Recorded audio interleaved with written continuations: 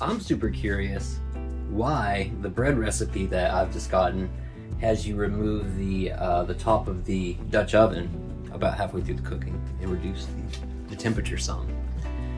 I have no idea why this is, and so I'm gonna do a trial, a comparison to see which is superior. We're gonna figure it out right now. There's not much difference.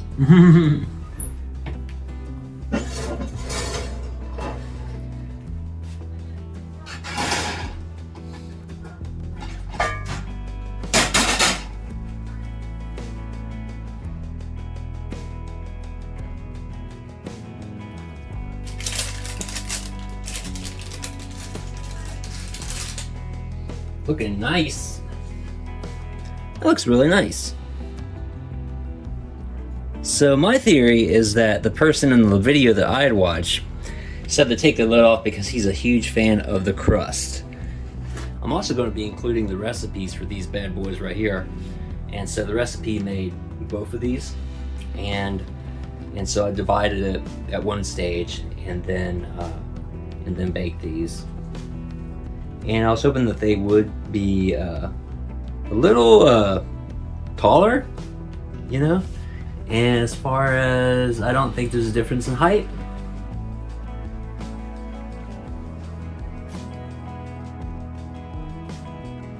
Got some footage of the other one crackling. Singing. It's singing. So you see, the other one's like this too. So you're not gonna get a lot of relief for that. Gosh. Oops.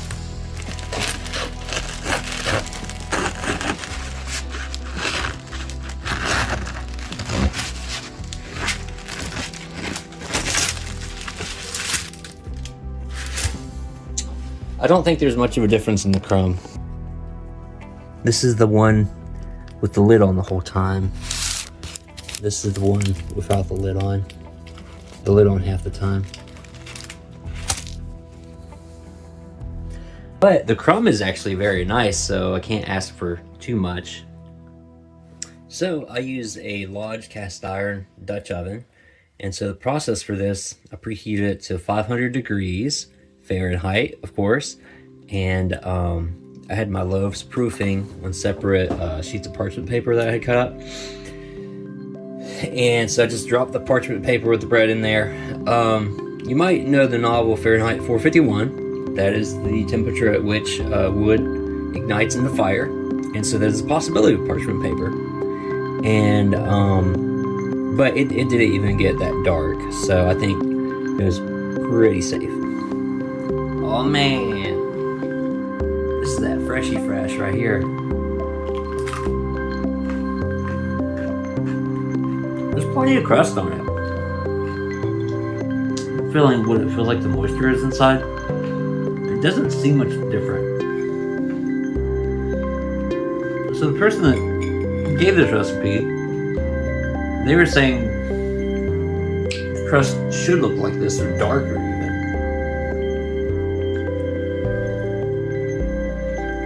And I was thinking, okay, they probably know their stuff, and I'm sure they do.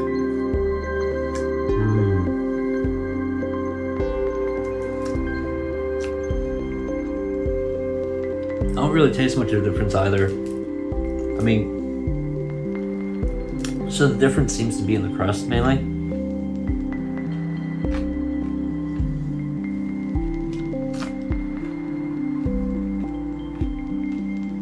And there's not much difference.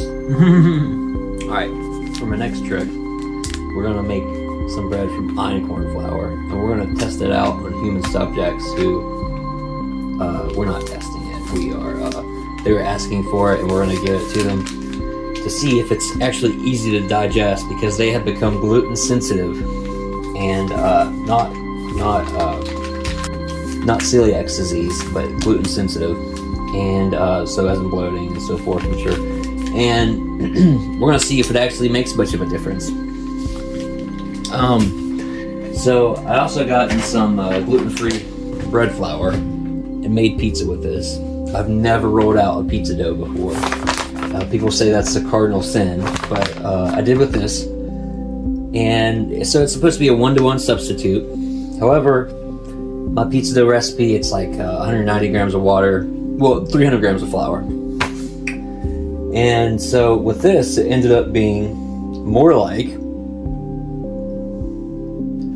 300 grams of flour and 220 grams of water. And so this was not, I mean, I don't think I could have made it. And because I rolled it out, it did not have much of a rise, so I'd have to roll it out before I baked it next time.